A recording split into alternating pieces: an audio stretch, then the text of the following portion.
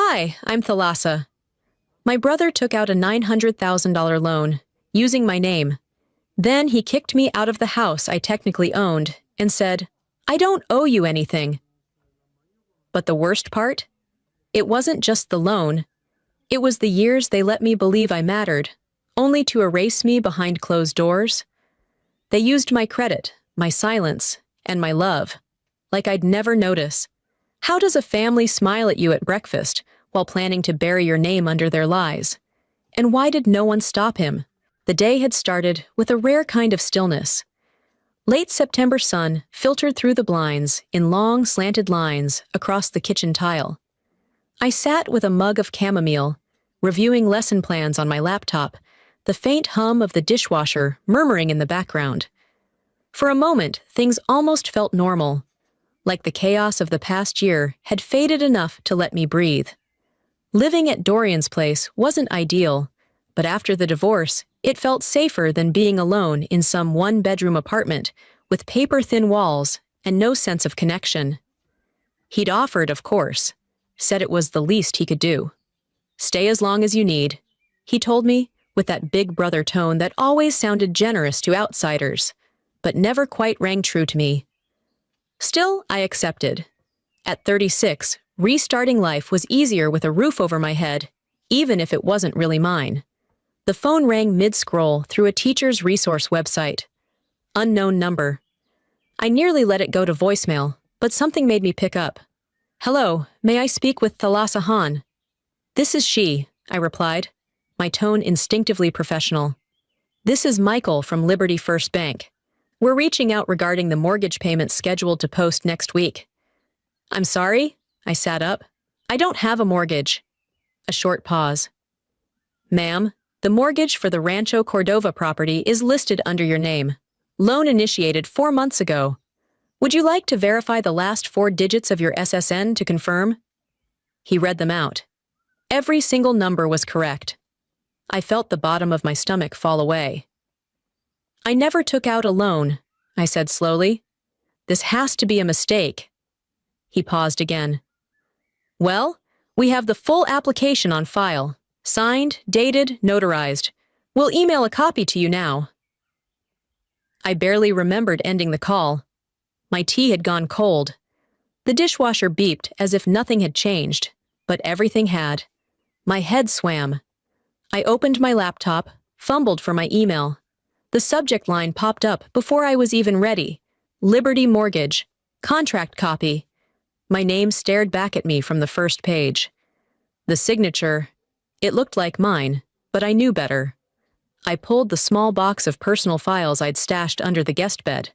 Old pay stubs, tax returns, a folder labeled divorce, and a bundle of unopened mail I hadn't felt like facing. No mortgage application, no clue. Just a tight, rising panic, and the feeling that something very wrong had been building behind my back. I stepped into the family room to clear my head, and maybe find Dorian to ask if he'd gotten any weird mail. That's when I noticed the photo wall. A neatly arranged grid of family snapshots. His housewarming party, his son's birthday, even a summer barbecue with some cousins. Not one picture of me. I'd been living here for months. I'd cooked meals, picked Jace up from school once or twice, paid for half the groceries without anyone asking. And yet, it was like I didn't exist. I stood there longer than I meant to, tracing the edges of the frames, looking for my face. I wasn't just forgotten. I'd been edited out. Suddenly, I remembered something Dorian said a while back, in that careless way he often joked when he thought it made him sound clever.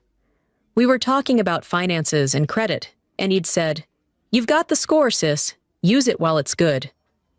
At the time, I laughed. I always did. I thought he was teasing me for being responsible.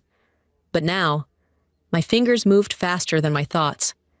I grabbed my phone, opened my banking app, and then pulled up a credit report. I had to know. Had to see it for myself. Because if he'd actually done what I was starting to suspect, there it was. Liberty First Mortgage, $902,730, under my name. I tried to carry on like nothing had happened, like I hadn't seen my name on a 6-figure loan I never signed, like I didn't feel my breath catch every time I looked at Dorian. He went about his days with the same swagger, the same casual cheer as always. I noticed how he whistled while making coffee, scrolled his phone during meals, made plans for the weekend like the world hadn't shifted. I watched him through new eyes. No longer just my brother, but possibly the man who'd taken something I could never fully get back. The mornings were the hardest. I'd sit in the kitchen, pretending to look over my substitute teaching apps while my stomach churned. The silence between us didn't come from conflict, it came from knowledge, and I had more of it than he knew. That Thursday, Dorian was upstairs on a call. I was folding towels in the hallway when I heard Jace's voice from his bedroom, giggling through a video chat with a classmate. "Who's that?" the other kid asked, probably pointing at me through the screen. "Oh, that's the cleaning lady," Jace answered innocently. "She doesn't sleep in the big rooms." I froze mid-fold, towel half hanging from my arm. My throat went dry. I stood in that hallway longer than I should have, invisible to the child I once helped with school projects, the boy who called me Aunt T just a year ago. I wasn't mad at him, he only repeated what he'd been told. But the message was loud enough. That evening, I went back to my room, not even mine, just the one with the door I was allowed to close. My suitcase still sat half open in the corner, exactly where I'd left it the day I moved in. I realized I'd never unpacked, never hung clothes, never claimed a drawer. I'd told myself it was because I didn't plan to stay long, but deep down, maybe I already knew. I wasn't meant to belong here. I remembered Dorian handing me the spare key when I first moved in. "Stay as long as you need," he said, tossing it into my palm like it was an afterthought. It had felt generous at the time. Now, it felt like a setup. The next morning, I decided to take a break from the house. I needed air. I walked to the grocery store a few blocks away, one of those neighborhood chains with self-checkout and overpolite greeters. I picked up essentials: eggs, frozen spinach, almond milk, and granola. It wasn't much, but I figured it'd be enough to keep out of the family pantry for a few days. The less I used from Dorian's shelves, the better I felt. At checkout, I inserted my debit card. The screen blinked red. Then came the sound. Short, sharp, robotic. Declined. "Try again?" the cashier said, already bored. I did. Same result. She raised her eyebrows and asked, louder this time, "Do you have another card?" A small line had formed behind me. A man coughed impatiently. My skin itched with embarrassment. I dug into my purse and pulled out a crumpled $20 and a few singles, barely enough to cover the bill. She took it wordlessly, handed me my change with a look I'd seen before, the kind reserved for people who'd made bad choices. Outside, I sat in the car without starting it. My hands trembled as I searched my phone. Can a mortgage loan ruin your credit if you didn't open it? The articles flooded in. Identity theft, family fraud. The more I read, the colder I felt. That night, the dinner table was quiet. Dorian carved into his steak.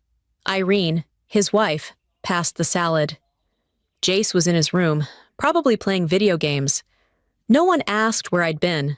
No one mentioned the mail, the groceries, or why I hadn't joined them at breakfast. I picked at the mashed potatoes, more out of habit than hunger. Dorian looked up at one point and said, "Everything good?" Like nothing in the world was wrong. I nodded. "Fine." I watched him chew. Watched him talk about some new listing he was excited about. Watched the way he avoided eye contact when he mentioned numbers. He was pretending nothing had changed, but I had. Because I finally saw it clearly. This wasn't about generosity.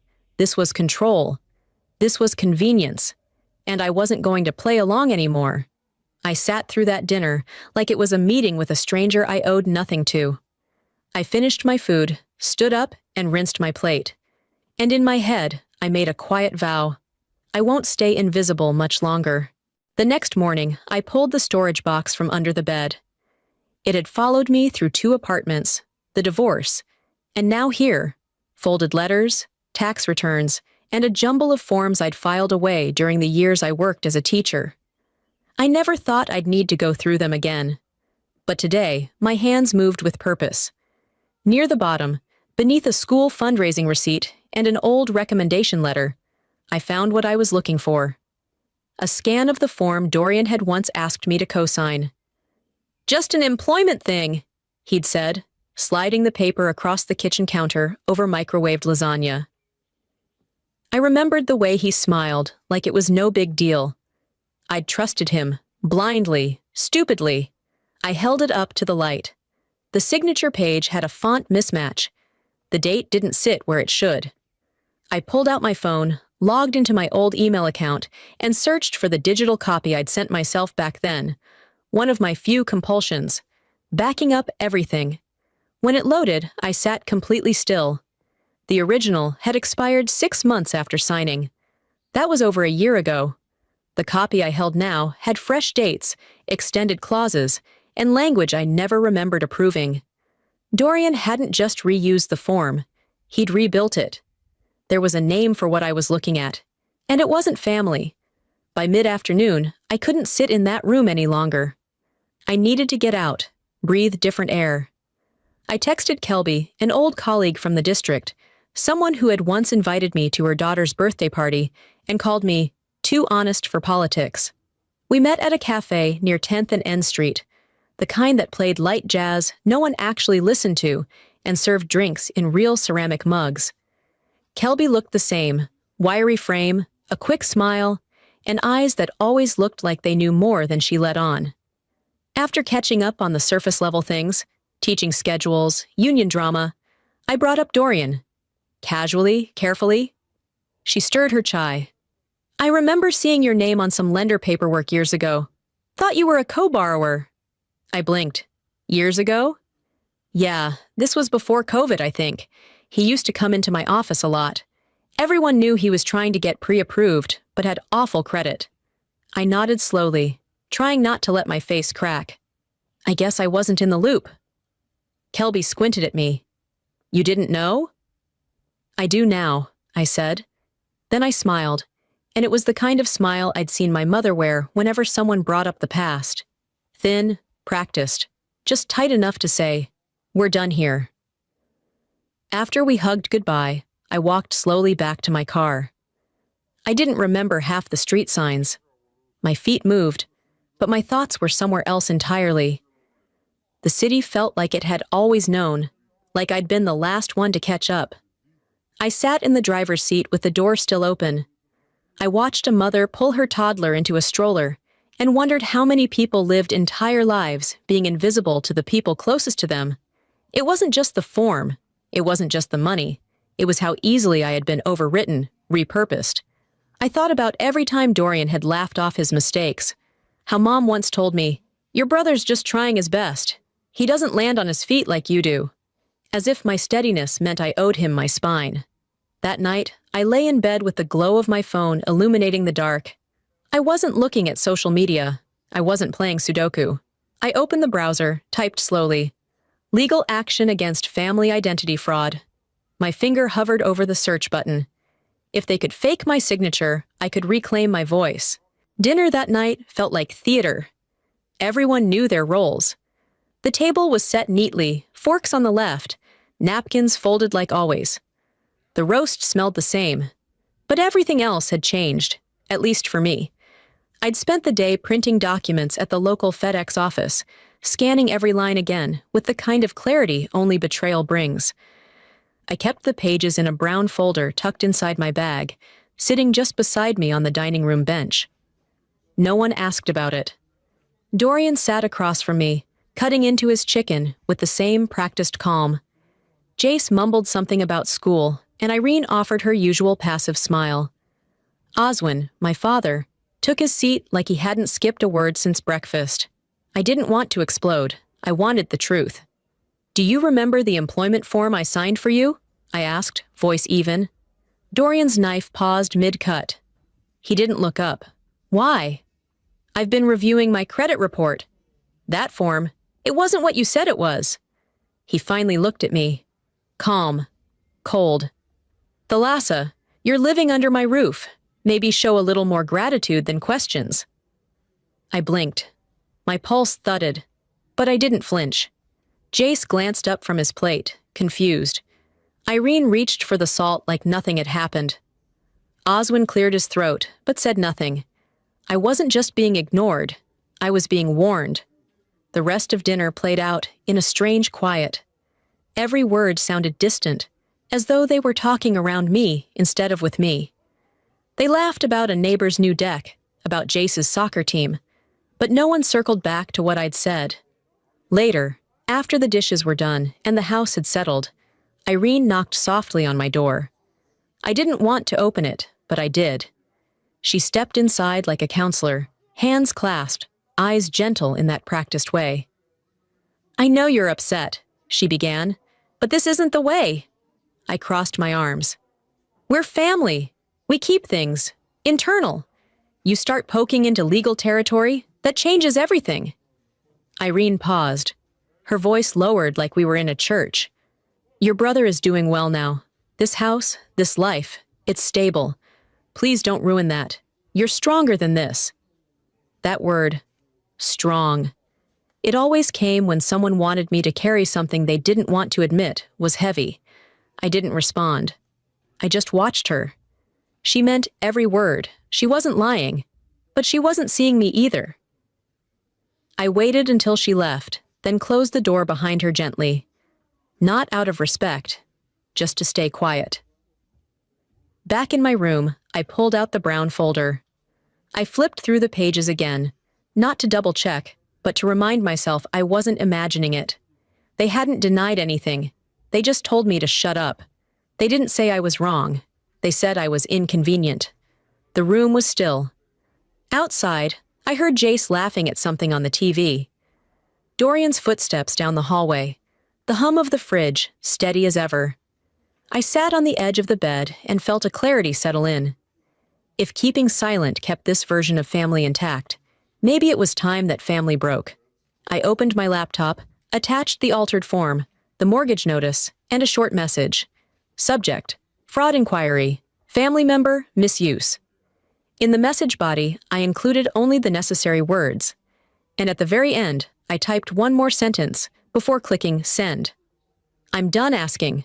I'm ready to act. The morning after I sent the email, I woke to a buzz on my phone. A text from Dorian lit the screen. "You want to make this legal? Good luck. Law doesn't forbid stupidity." I stared at it, letting the words sit in silence. They didn't sting as much as they should have. In fact, there was something almost comical in how predictable it was, how quick he was to defend his lie with insult instead of truth. I didn't respond. I just saved the message, forwarded it to the legal aid clinic, and added it to the folder labeled Case Evidence. In the subject line of the email, I wrote, "Ongoing psychological intimidation. Family member misusing identity." I knew better than to expect sympathy, but facts, they had a different weight. As I sat in the stillness of the kitchen, the memory of his voice from years ago crept back in. I was 24, had just landed my first teaching job, and Dorian had missed rent again. "You're the strong one," he'd said back then. "You always figure things out." That line became his get out of responsibility card. Every time he disappointed, every time he took more than he gave, someone, usually Mom, would repeat it like a mantra. "Thalassa's strong. She doesn't need help." Just before noon, my phone rang. The caller ID said, Magda. I hadn't seen her in years. Mom's older cousin, sharp-tongued and allergic to small talk. I hesitated before answering. "Thalassa," she said without greeting. "I heard there's trouble." "I'm working on it," I replied. "Meet me at Lucky's Diner off Sunrise. I'm buying." I didn't argue. The place hadn't changed since I was a teenager. Vinyl booths, clinking silverware, a chalkboard menu that hadn't been updated since the Bush administration. Magda was already seated when I arrived, a black coffee in hand and a folder next to her. "You look like hell," she said. "Sit down." I did. She studied me for a long second. Your mom called me last week. Tried to dance around it, but I could hear it. Something's off. Then I heard Dorian was throwing around your name in mortgage meetings. I didn't confirm or deny. Just let her speak. You know, she said, leaning in, your mother used to brag about you being so strong. That was her way of justifying why she never checked if you were okay. You weren't a daughter, you were a buffer. I didn't expect the lump in my throat. But there it was. I've got a guy, she continued, sliding a business card across the table. He's semi-retired, did estate fraud cases for 30 years. Not flashy, but he knows how to make paperwork bleed. Tell him I sent you. I picked up the card. Clean design. No logo, just a name and a number. I'm not doing this out of pity, she added. I've just seen enough women in this family get eaten alive by loyalty. I didn't cry, but I felt seen, fully, finally, without having to explain myself. We finished our lunch. She paid in cash and left first, saying she hated long goodbyes. I stayed behind for a few extra minutes, stirring what was left of my tea. When I walked out, the sun hit my face with quiet heat. I wasn't fixed, I wasn't healed, but I had a number in my hand and someone who finally acknowledged that I had been wronged. That night, I stood in the mirror, whispering words I hadn't allowed myself to say out loud. This house was bought with my credit, my name, my future. The words didn't tremble this time. I wasn't going to be their backup plan anymore. The legal aid office didn't look like much. Gray walls, scuffed floors, chairs lined up like people who'd stopped asking to be seen. I walked in holding a manila folder so tightly the edge had creased into my palm. Inside were months of questions and 3 weeks of evidence. Flash drives, printed statements, copies of documents with my name on them, but not my choices. The receptionist didn't ask what brought me in. She just passed me a clipboard and gestured to the waiting room. The quiet in that space was different than the one at Dorian's house. This was the silence of people preparing for a fight, not avoiding one. A young paralegal named Seth called my name and walked me down a hall. We sat across from each other at a conference table too big for our 2 chairs. I slid the folder toward him, opened to the page with the signature. He leaned in, then frowned. "Do you have any other copies of this form?" he asked, flipping to the next page. "I do," I said. "A digital one I signed last year. I emailed it to myself the same day. This one looks off." He turned to his monitor and motioned for me to plug in the flash drive. A few clicks later, my original document filled the screen beside the altered one. The differences weren't loud, but they were unmistakable. The font spacing, the line alignment, the way the T in Thalassa didn't curve naturally in the new one. Mine always had a slight pause. This one flowed too easily. Seth stood up. "I'm going to bring someone in." A few minutes later, an older man in a navy blazer walked in and introduced himself. "Mr. Calder," he said. "I work pro bono through referrals. Magda sent your case." He took one look at the documents and didn't bother to sugarcoat it. "This signature was practiced, not faked in a rush. Someone rehearsed it. The slant is too confident. Yours shows caution. This doesn't." My chest tightened, not from shock, but from validation. It was the first time someone didn't need me to beg them to believe me. He clicked open another file, the full mortgage agreement. "Look here," he said, pointing. "Dorian structured this in your name as the primary borrower. He used your credit entirely. You're the legal homeowner." I blinked. "What?" He nodded. "He listed himself as a secondary occupant. There's no joint title. The bank's internal memo, here, confirms that they only approved the amount based on your FICO. Without it, they'd have rejected the application outright." I sat still. I couldn't decide which part hit harder, the fact that I legally owned a house I was afraid to knock on, or that my name had bought a lie. "With this," Calder said calmly, "you're not just a victim. You're the rightful claimant. You have standing, and frankly, a strong one." The folder felt heavier when I picked it up.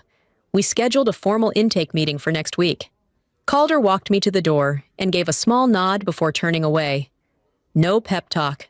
Just a handoff. Exactly what I needed. I didn't drive home right away.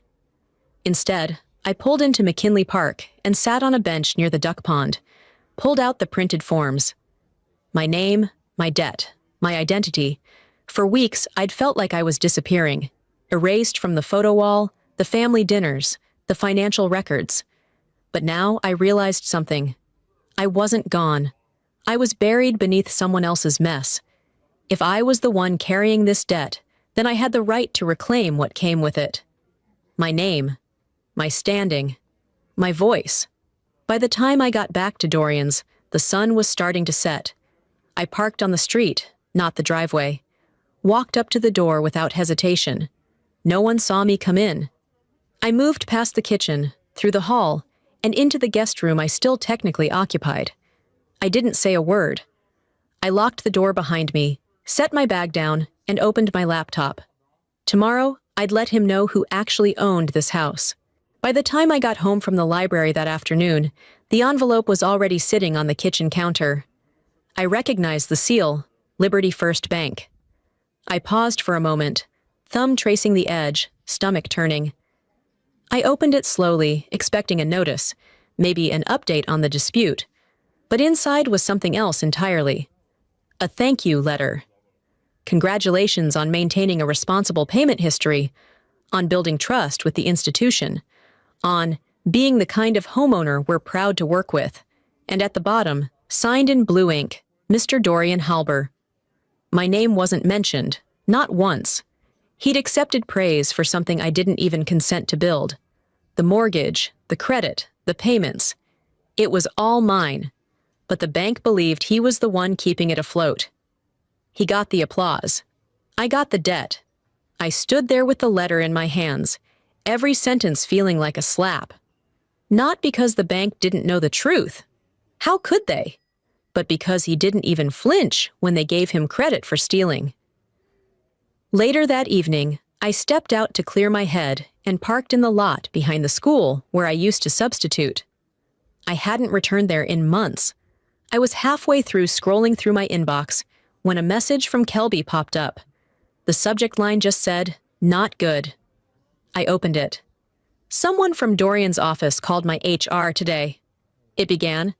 "Said I violated internal policies by discussing client data. I didn't even use my work email when I talked to you, but now I'm flagged for review." A second message came in right after. Short, final. "I can't talk to you anymore. I'm sorry." I didn't reply. It wasn't her fault. Dorian wasn't just hiding. He was silencing. One phone call at a time. One quiet threat behind office doors. He knew how to turn the system against people without ever raising his voice.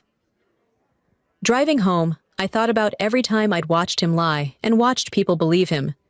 How he'd cry broke one day and host a BBQ the next. How Mom once said, "Your brother's just trying. You're the strong one. You'll understand." That phrase, strong, again, always tossed at me like a consolation prize. I remembered the nights he crashed my couch in college, the excuses about rent, the way he'd borrow my student loan refund and say, "You always land on your feet." He never had to take credit for the damage, just the victory. I wasn't part of his success story. I was the scaffolding he built his image on. No one ever noticed the people holding the spotlight.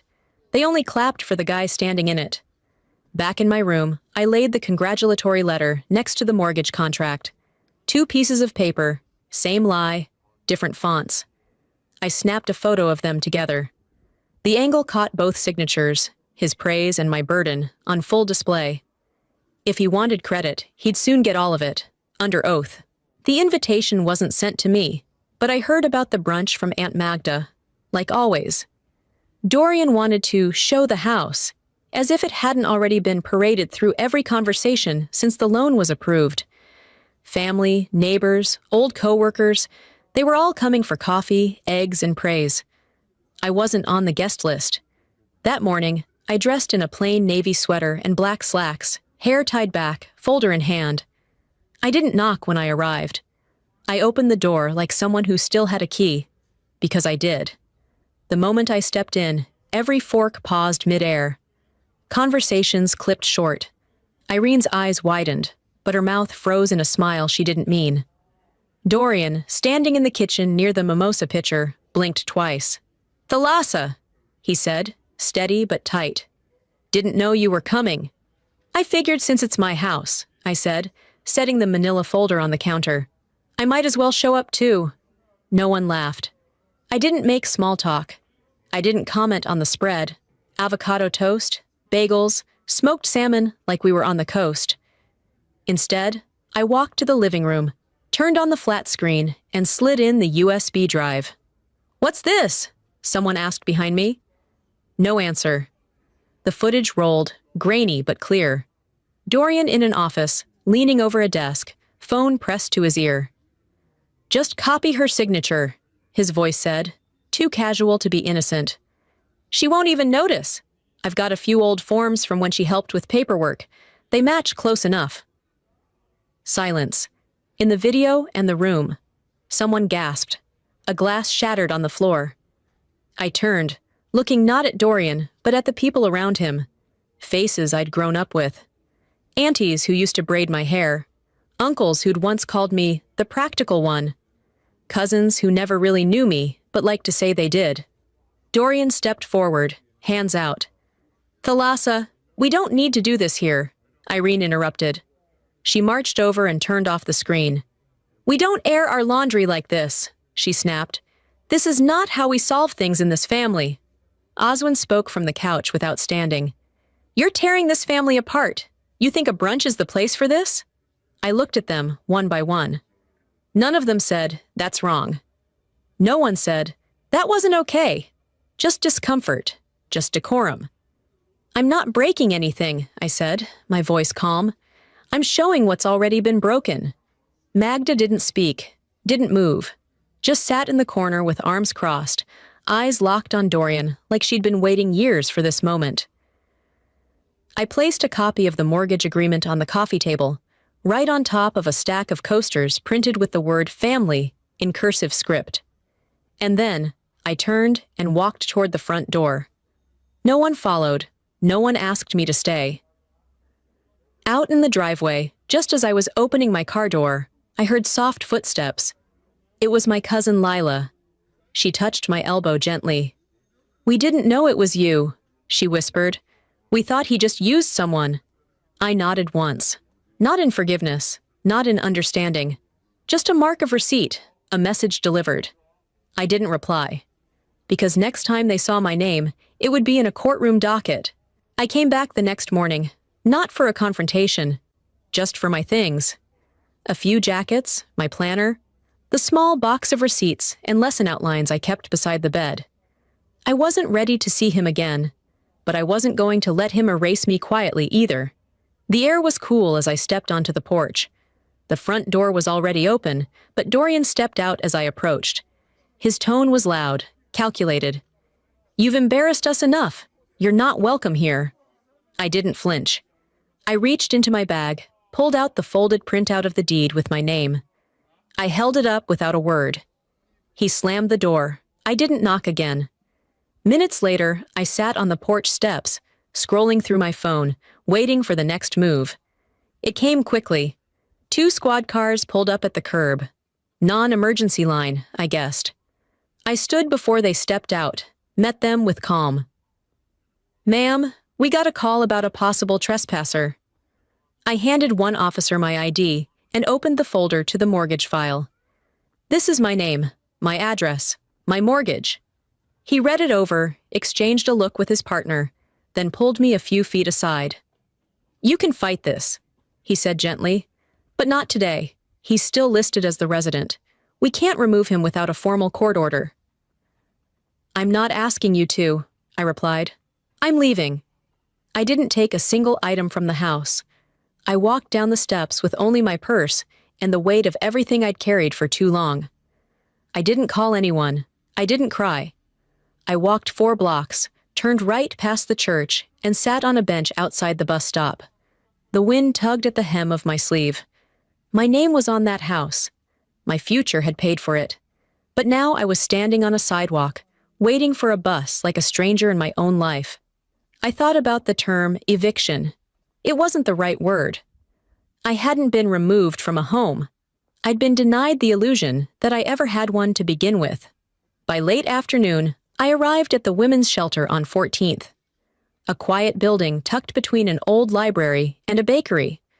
I walked in with my shoulders straight, not proud, not defeated, just moving forward. A staffer named Nia greeted me with kindness that didn't come with pity. She showed me to a modest room, twin bed, small desk, warm light. No questions I didn't want to answer. "You need anything, we're just down the hall," she said before closing the door. I stood there a long moment. Then I sat. Then I laid back. The mattress wasn't soft, but it held me. And for the first time in weeks, I let my body rest, because no one was watching me collapse. The next morning, I woke early. The air outside was crisp, almost brittle. I wore my best slacks, the same gray cardigan from my last full-time job, and took the bus downtown. This time, I walked with purpose into the Sacramento County Clerk's office. I waited in line behind a man filing a building permit and a woman disputing a traffic ticket. When my turn came, I stepped forward, handed over the documents. The clerk glanced over the top sheet. "Notice of motion," she read aloud. "Ownership dispute and identity theft?" "Yes," I said, calm and clear. She stamped the corner and slid it into the intake tray.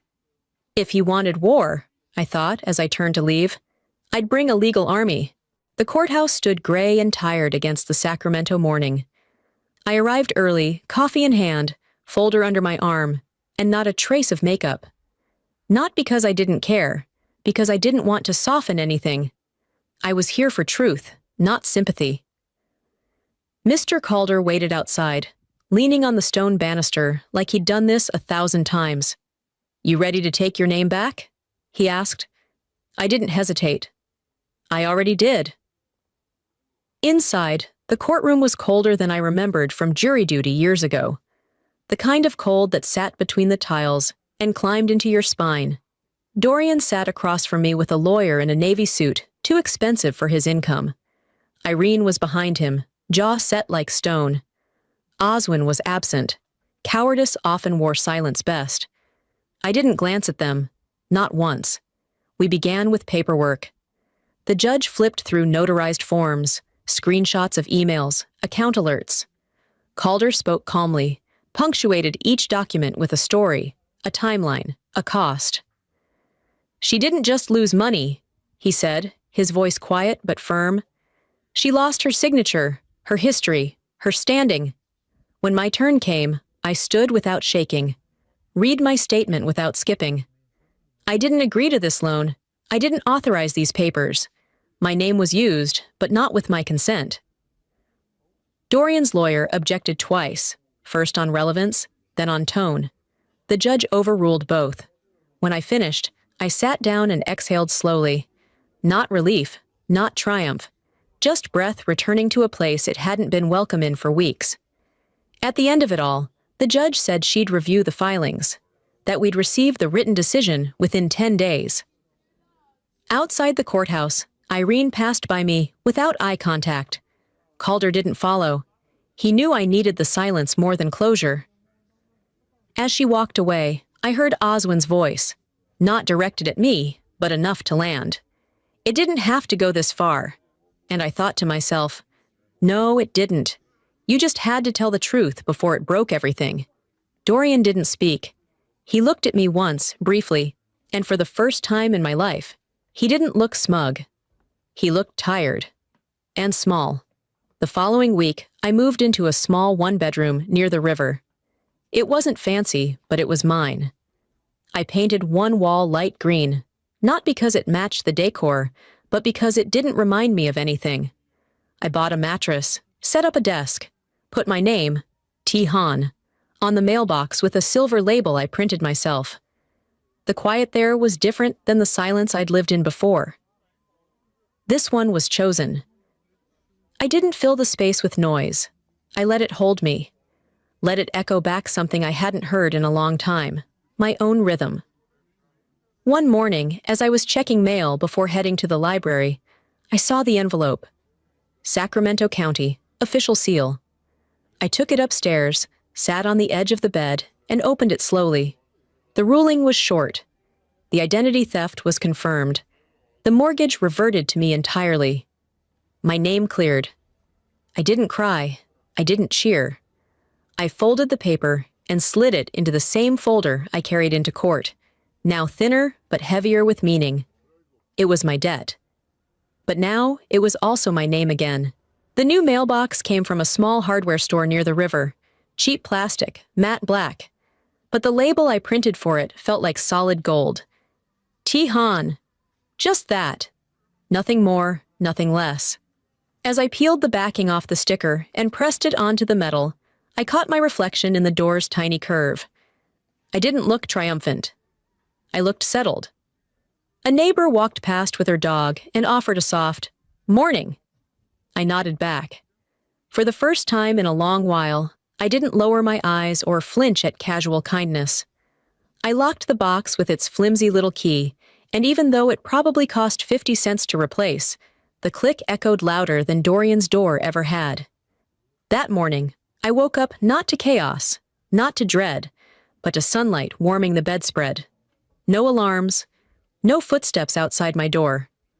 I brewed tea, not out of habit, but because I wanted to. I sat in the armchair by the window and started reading a book that had gathered dust through months of war. Halfway through a chapter, I looked up and whispered aloud. No one told me peace would be this quiet, or this earned. There was no parade for my court victory, no applause. But I didn't need either. I had space.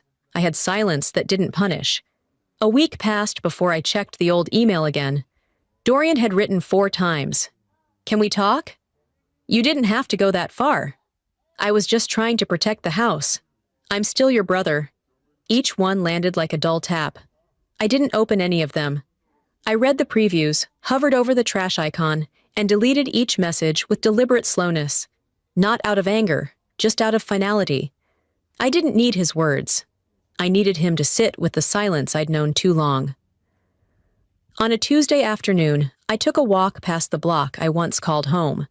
The house looked the same from the outside. Clean lawn, fresh mulch, new curtains in the living room window. Probably picked by Irene.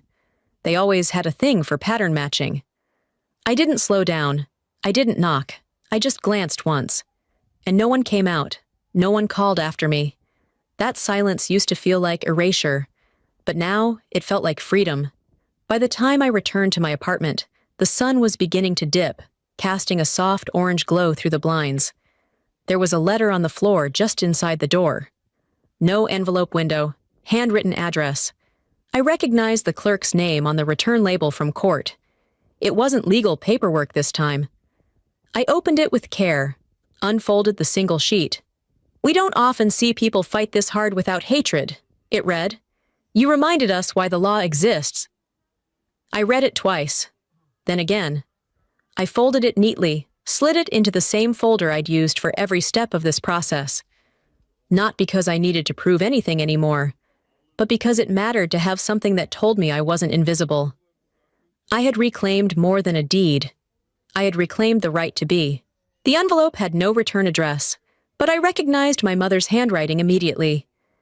The loops of the S and the tightness of the L hadn't changed since I was a teenager. She used to write notes for the fridge like that, reminders about dentist appointments, or that leftovers were hers, not to be touched. I didn't open it. I placed it gently in the drawer of my nightstand, the one labeled unfinished. Not because I was waiting for the right moment, but because I'd stopped chasing closure from people who never intended to give it. The days moved forward quietly. I woke early, not because I had to, but because I wanted to. Mornings were mine now, my breath, my windows, my time. At the library, I shelved returned books, tucked away dog-eared pages, and helped an elderly man print a photo of his late wife. I didn't mention courtrooms or last names. No one knew what I'd been through, and I didn't feel the need to explain. Later that week, I walked the path through the community ceramics fair. My name was on a simple sign, handmade by Tihan. The booth smelled faintly of clay and warm coffee. On the corner of the table was a single mug, imperfect, off-center, with a slightly crooked handle. I had etched one word across the front: reclaimed. A woman, maybe in her 70s, picked it up and turned it in her hands. "Why this name?" she asked, curious but kind. I smiled. "Because it wasn't supposed to exist, but it does." She nodded slowly, like she understood more than I'd said, and placed a $5 bill on the table. The mug left with her, but I stayed behind a few moments longer, tracing the empty space it had held. That evening, back at my apartment, I found myself scrolling through old texts. The thread with Dorian still sat unopened, buried beneath grocery store coupons and service alerts. No one had followed up. No one had apologized, and I realized I wasn't waiting for them to. Apologies don't rebuild what was broken. Boundaries do. They hadn't rewritten the story. They just stopped sending new lies. And that, in its own way, was permission to move forward. I applied for a small business license online that night, typed out my full legal name, Thalassa E. Han, and didn't hesitate when the form asked for a digital signature. I used a new pen the next morning to sign the printed confirmation. The ink didn't shake. The past still echoed in my credit score, in the glances from relatives at the grocery store, in the letter I never opened. But the echo didn't dictate the terms anymore. It was mine now, softened by distance. I kept the apartment simple. No framed pictures of the family, no extra key under the mat. Just books, pottery, and light green walls that felt nothing like Dorian's kitchen. Some nights, I read out loud just to hear my own voice. I'd say things like, "They used my name like it was free to take." But I took it back, quietly, fully, and without revenge. That silence, they'll never be able to rewrite. And then I'd set the book down, close the blinds, and pour a cup of tea in a mug that said reclaimed. For the first time, my story ends on my terms. Sometimes, the loudest thing you can ever say is nothing. Not every battle needs to be won with shouting. Not every truth needs to be screamed to be heard. I learned that reclaiming your life doesn't always come with applause. It comes with quiet choices, steady boundaries, and the refusal to be erased. If you've ever felt overlooked, used, or told to just be strong, I want you to know, strength doesn't mean silence. And it definitely doesn't mean staying where you're not seen. You have every right to take your name back, your peace back, your future back, even if no one claps when you do. What about you? Have you ever felt like the invisible one in your own family? Or had to choose between peace and being accepted? I'd love to hear your story. If this video spoke to your heart, drop a 1 in the comments, or tell me where you're watching from. And if it didn't connect with you, that's okay too. Let me know why and how I can tell these stories better next time. And hey, if you want more stories like this, stories that dig deep and speak truth, don't forget to subscribe to the channel. We've got more coming, and I promise, they'll stay with you long after the screen fades.